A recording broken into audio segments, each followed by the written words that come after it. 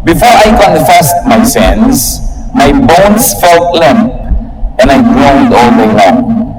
Night and day your hand weighed heavily on me, and my strength was gone as in the summer heat. Ito ang sinasabi nitong nagsasalita at nagdarasal sa Diyos. Bago ako nagtapat ng aking mga kasalanan, bago ako humingi ng tawad, ang mga puto ko ay mga masasakit at nangangalos, nanghihina. At wala akong ginawa kundi dumahing maghapon. Araw-gabi, parang napakapigat ng kamay mong nakadagan sa akin. At ang aking lakas ay naubos na tulad ng panghihina sa gitna ng tag-araw at tag-init. At alam natin nakakapanghina talaga ang init. Kaya itong sobrang init na ito, lalo sa isang disyerto tulad ng Israel, ay lalong-lalong damang-dama. Pero ang lahat ng panghihina na yon ay sinabi niya, naramdaman at totoo, bago siya nagtapat sa Diyos. Before I confessed my sins to you, this was my condition.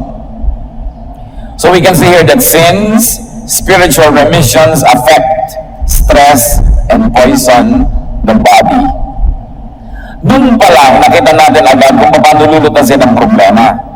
Sapagkat yung kasalanan na hindi na ikakumpisal, hindi na ihihingi ng tawad at naipagtatapat sa Diyos, ay nakalalason, nakapagpapahina, nakapagbibigay ng sakit sa katawan. Bakit? Paano? Because doing wrong and guilt affects the brain, the mind. Pag meron tayong konsyensya umuusig sa atin, nakakati ang ating loob, nakakati tayo sa mali at sa tama, sa dapat at hindi dapat. Kaya ang sarili mo mismo ang nakakati. The mind is divided, values are offended when you do wrong. Kaya nakikita nyo yung mga talagang gumagawa ng mga mali, kuminsan nakikita na sa mukha.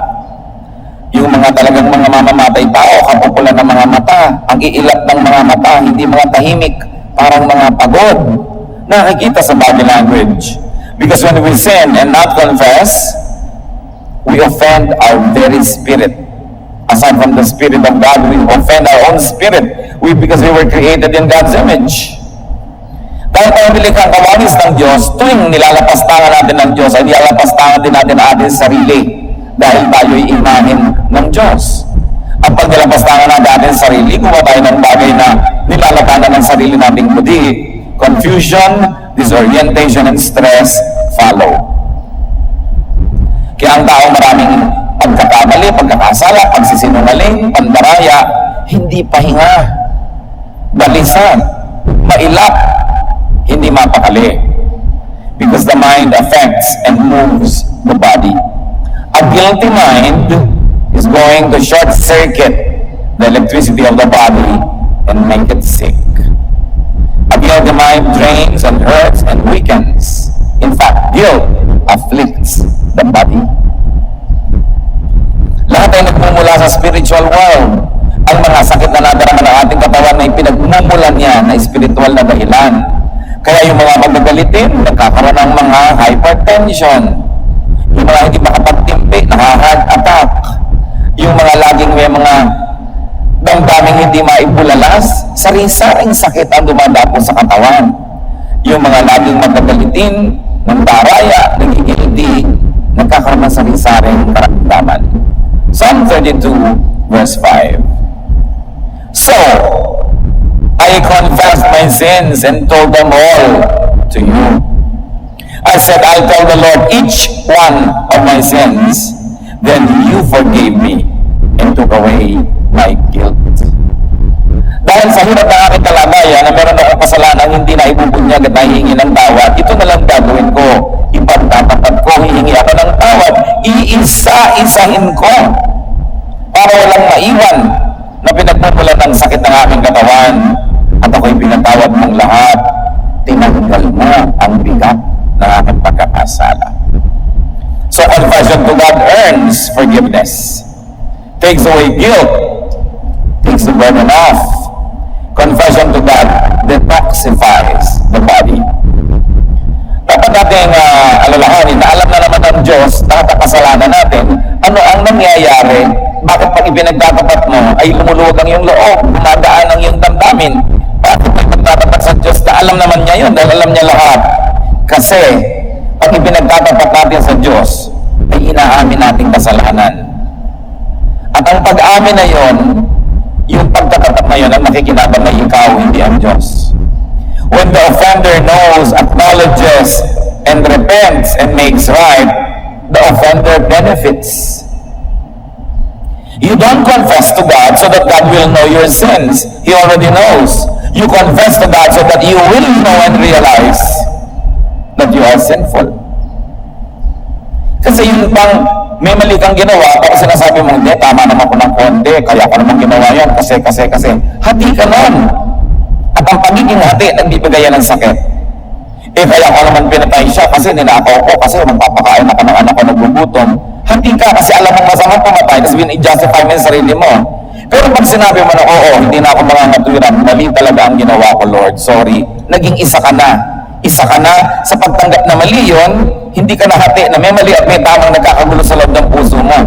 Inamin mo na, naging buo ka muli, kahit para ang pagsisimula na yung pagiging buo ay pagtanggap na mali ka. Pero yung niloloko mo ang iyong sarili na tama ka, na alam mo namang mali ka, magkakasakit ka. Kaya mahalaga, inaamin mo sa Diyos ang totoo ng sa sarili mo inaamin. Dahil ang Diyos ay nakataan sa iyong espiritu, nakataan sa iyong puso. Pag kinausap mo siya, nakakausap mo rin na yung sarili kahit hindi mo sadyain.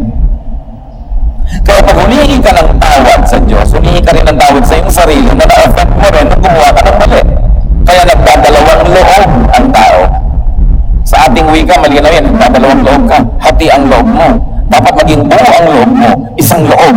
Kasi talagang mahirap yung hati. So you confess to God, not to inform God, but to inform yourself that you're really wrong, to the point that you admit that you're wrong, to the point that you repent and that you seek forgiveness. And when you seek forgiveness from God, you inevitably seek forgiveness from your own conscience. Lumuluwag tuloy yan yung loob. Confessing to God is almost like confessing to oneself. Now, we've already mentioned that sin is poison for the soul, for the spirit. Sin is poison for the emotion and thought and the body. And when you confess, you get detoxified. Usong-usong ngayon yung salitang yan, detox. Tanggalin ang toxin, ang lason sa iyong katawan. Magpurga ka, uminom ka ng herbs, ibabag mo ang paa mo sa ganito. Kung ano pinagkagawa natin to detox, but when you confess, you take away the sin from your heart. It's the highest form of detoxification. Psalm 32:6, we worship you, Lord, and we should always pray whenever we find out that we have sinned. Then we won't be swept away by a raging flood. So it is not the sin by itself that sweeps you away, but the guilt and the illness of the spirit and the soul that follows it, that destroys the person. So you always pray and you always confess. Pag may kasalanan tayo, hindi na natin iniipon para weekly ang confession sa Diyos or monthly.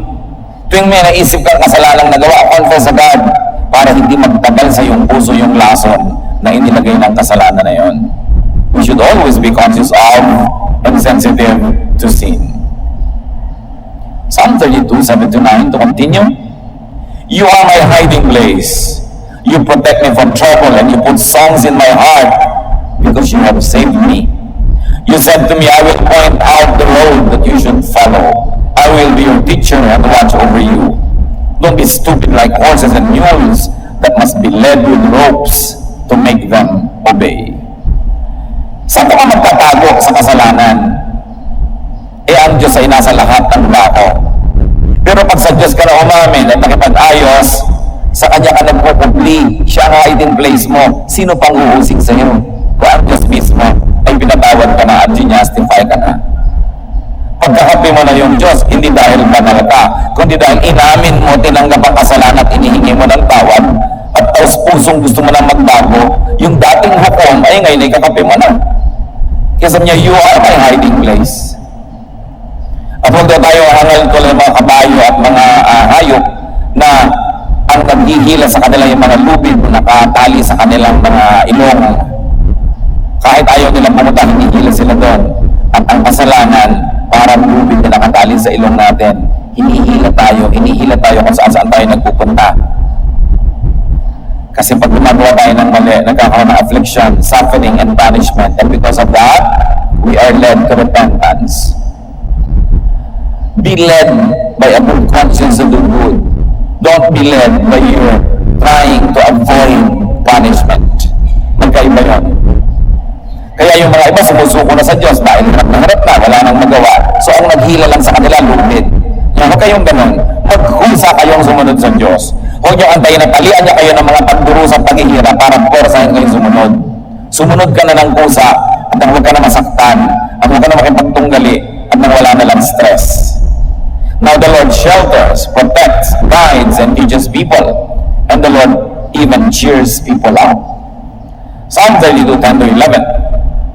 All kinds of troubles will strike the wicked, but your kindness shields those who trust you, Lord. And so your good people should celebrate and shout.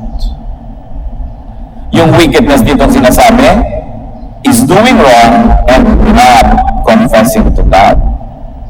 Not just doing wrong and not repenting. Doing wrong and not seeking forgiveness and restoration. Kaya ngayon, tagan-tagan sa buhay mo ang buong bigat ng langit. Kasi nagkakasala ka na nga pala mo, hindi mo pa tinatanggap at inihingi ng tawad. At sabi ng Psalm 32, 1 to 2, which should have been the beginning, but it was the conclusion. Kaya minabuti kong basahin sa dulo, Our God, you bless everyone whose sins you forgive and wipe away.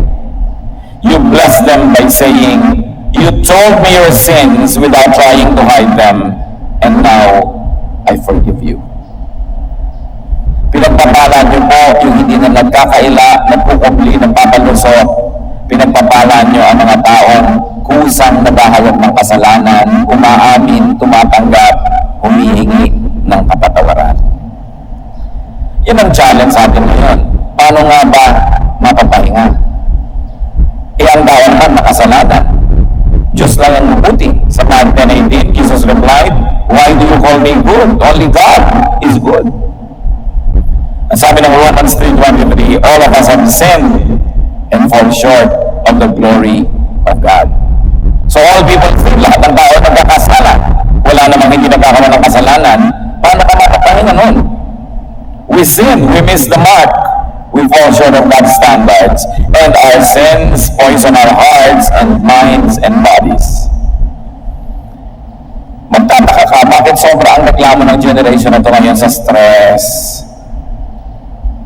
Pati buhok nga na-stress na kung makikinig ka sa mga commercial ng shampoo. Stress ba ang buhok mo? Today's generation is more stressed, disoriented, depressed, sad, and more insane. Not because we work more, not because we sin more. Mas mahirap ang buhay noon kaysa ngayon, mas madali ngayon noon, lahat manual. Ang dami na ngayon na mechanized, automatic. So we don't work more. We don't sin more. Wala namang bagong kasalanan na na-invento mula pa noong unang panahon. Pare-pareho lang lahat ng henerasyon. But why are we more stressed? Not because we work more and sin more, but because we confess less. Yun ang pinagkaiba. Bihira na ngayong tao ang umaamin ng kasalanan, puro palusot. Bihira na ngayong corrupt government official ang umaamin, kutakot-takot na palusot, kahit huling na. Diba? Bihira na ngayong mga nagkakasala sa kanilang asawa ang umaamin, sari-sari ang dahilan. Wala na ngayon nagpapawal ng kasalanan sa kasalanan, iba-iba na ang pangalan. Wala nang umaamin, kaya mas maraming stress. There is so much less recognition and admission and confession of sin. So it's like taking poison but not really thinking about it, therefore not flushing it out. Mabuti pa ng araw ang tao pag nagkakasala, conscious, humingi ng tawad.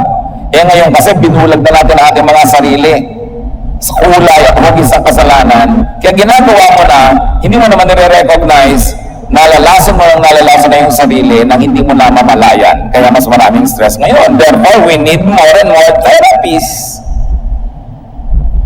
Hence, we need all the spas and getaways and diversions and entertainments. We need our fixes. And we need more and more psychiatry and witchcraft just to find peace.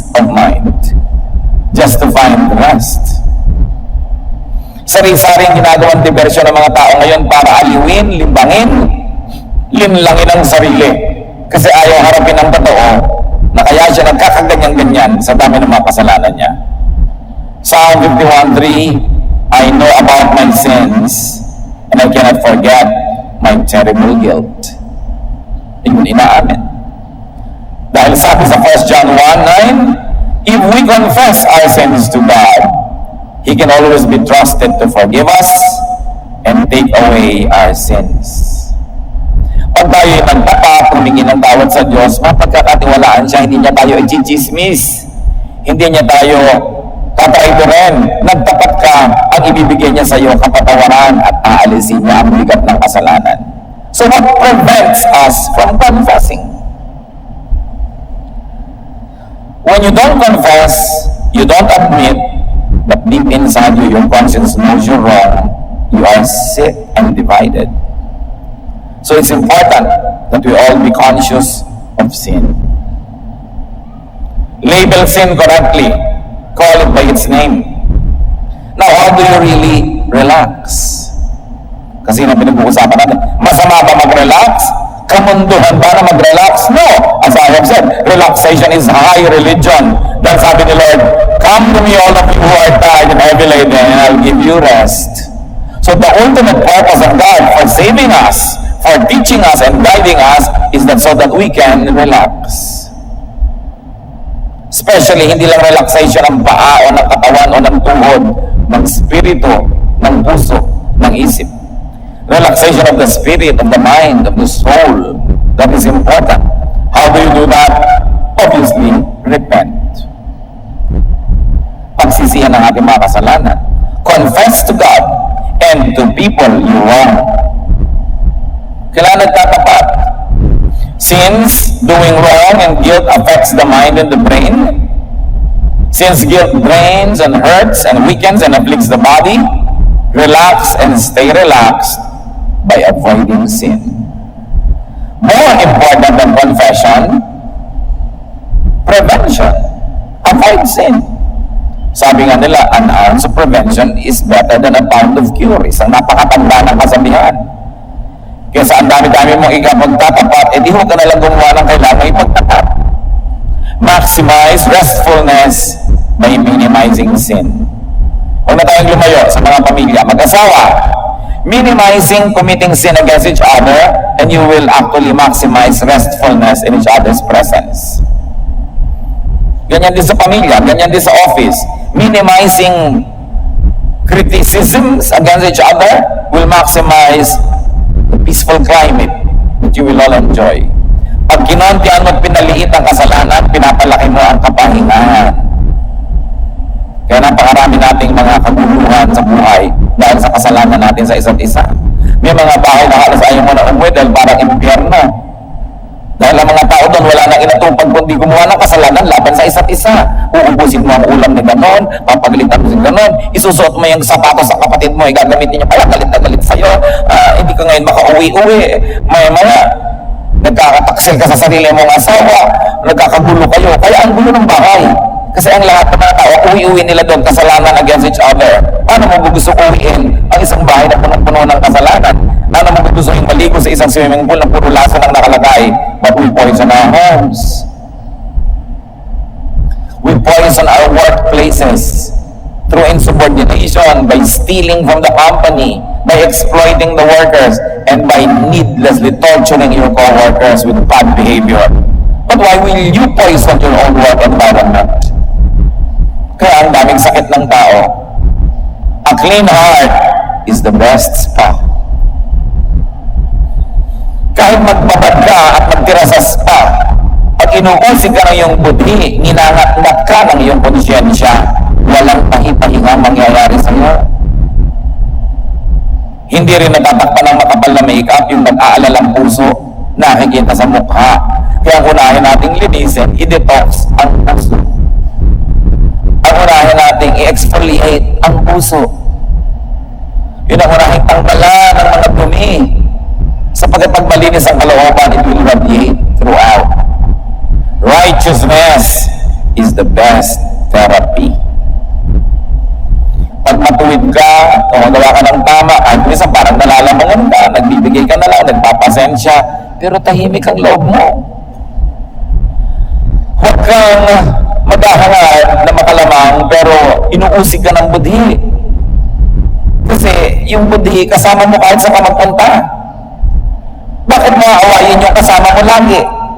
Tulad ng mga iba, inaaway, asawa, kapatid, kapitbahay, yung kasama lagi ang aawayin, di ang buhay mo magulo.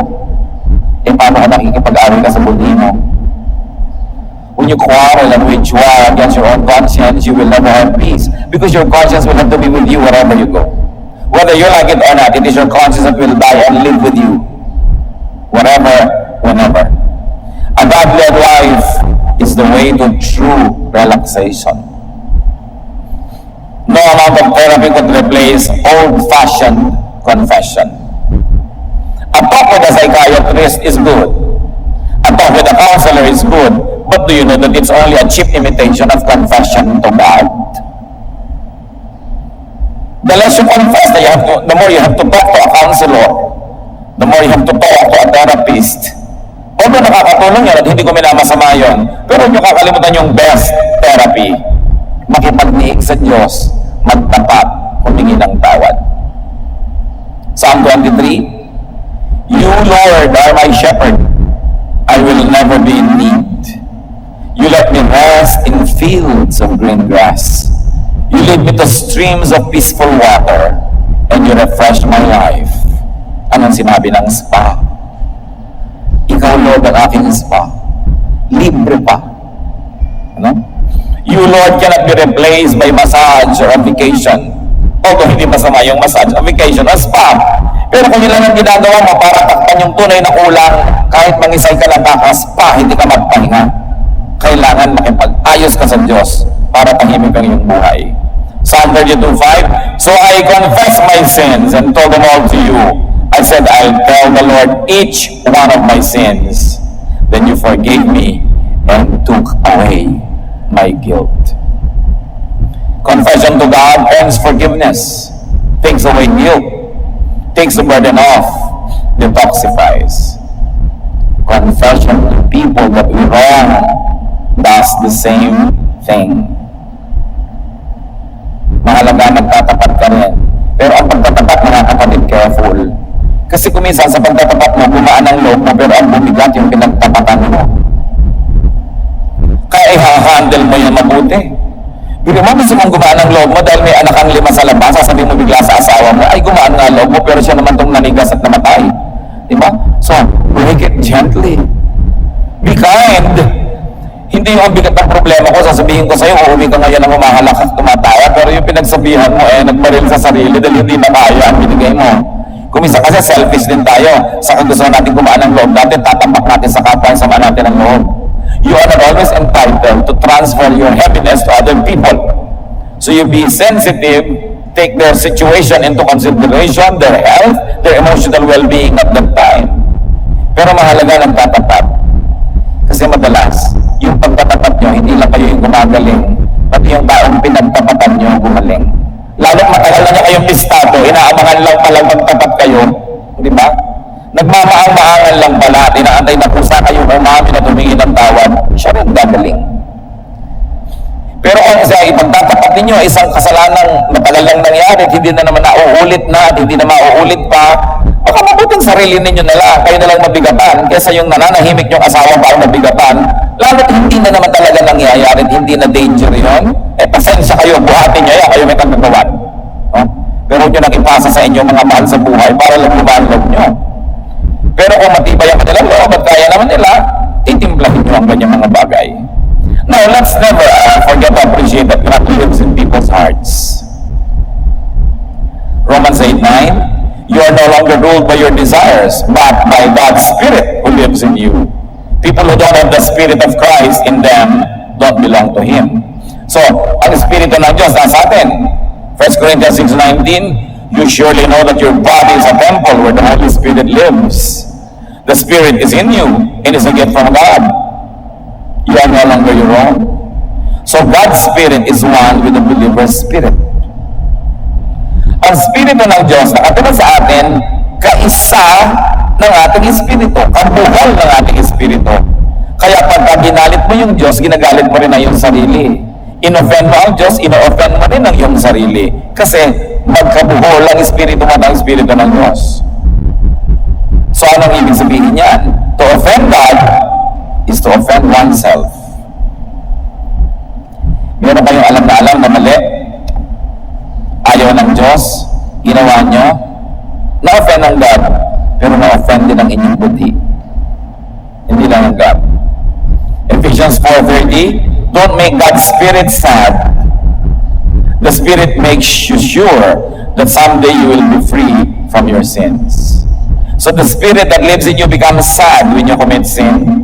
And your spirit, who is one with the Spirit of God, also becomes sad. So outwardly, masaya ka dahil may ginawa kang mali na sa palagay mo may benefit. Pero inwardly, malungkot ka rin. Yan ang sinasabi natin ate. Minsan meron kang gustong pagsabihan na masakit na salita dahil talagang dapat niyang marinig. Pinagbigyan mo ang kate ng iyong labi. Sinabi mo, sumaya ka. Pero ang totoo sa loob ng puso mo, may lungkot ka rin. Dahil nakasakit ka rin ng iyong kapwa, hati ka. At dahil hati ka, magkakasakit ka. Because you are not one. You are not balanced. The Spirit of God is in you.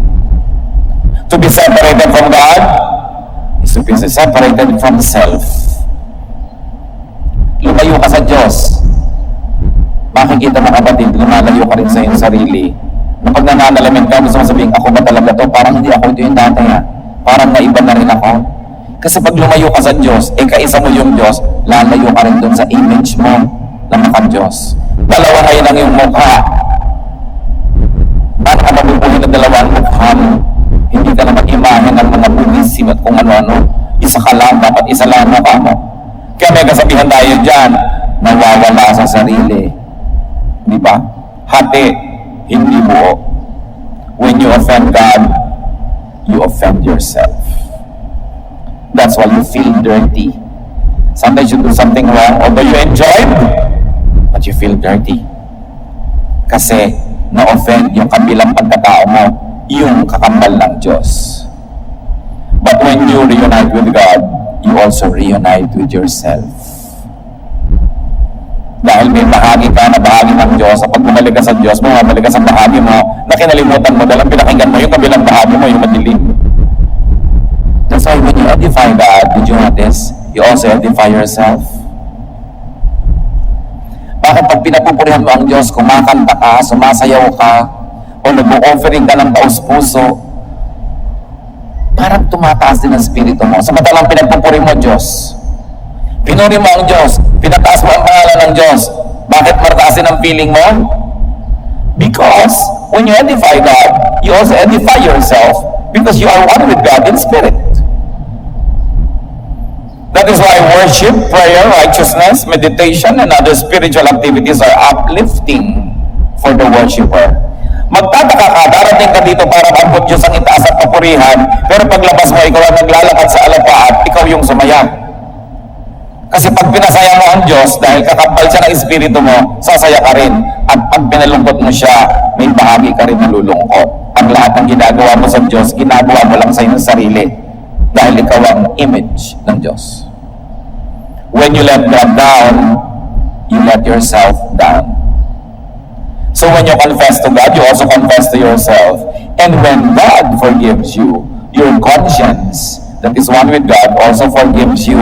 That's why you find rest. You can never rest when your conscience and you are at war.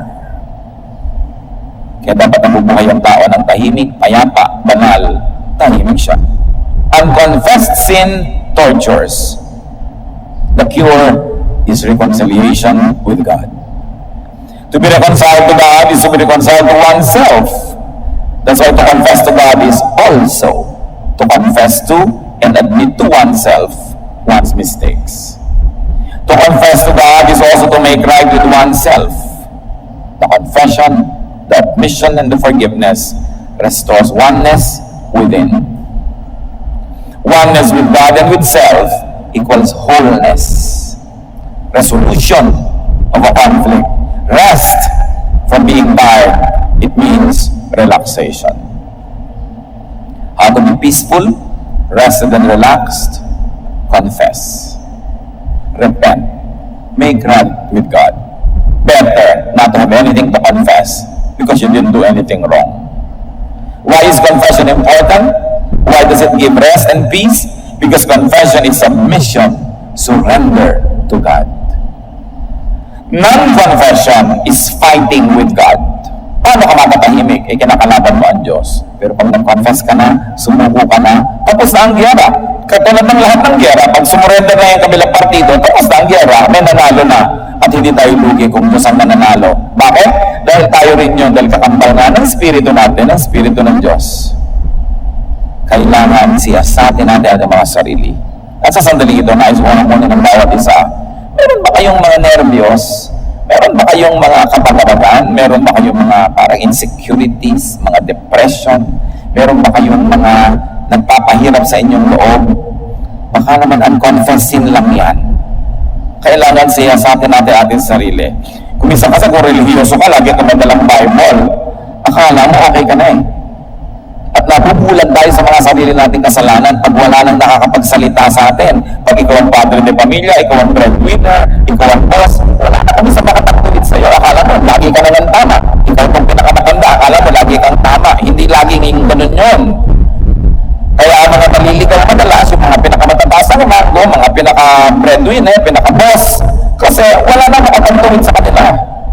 Mahalaga, nagpapakumbaba, sinisiyasat ang sarili. Kaya sa pagpapatuloy natin sa ating spiritual growth, it's good to pause and say, Lord, may unconfessed sin ba ako? Sinasabi niyo ako, baka dahil convinced ako okay ako, pero ba't hindi okay lahat sa paligid ko? Baka meron ako hindi na okay na ubat ng kasalanan na nagbibigay ng mapakla at mapait na bunga sa aking pang-araw-araw na pamumuhay. O baka naman, obvious naman na may kasalanan, ayaw pa rin aminin. So aminin na ngayon, ipagtapat para tayo makarelax. Kung relax na kayo, mas makarelax pa kayo kung hahanapin pa natin kung ano ang possible roots of other issues in our lives. Ama namin, nagpapakumbaba kami sa iyong harapan. Kinikilala namin kami gawa sa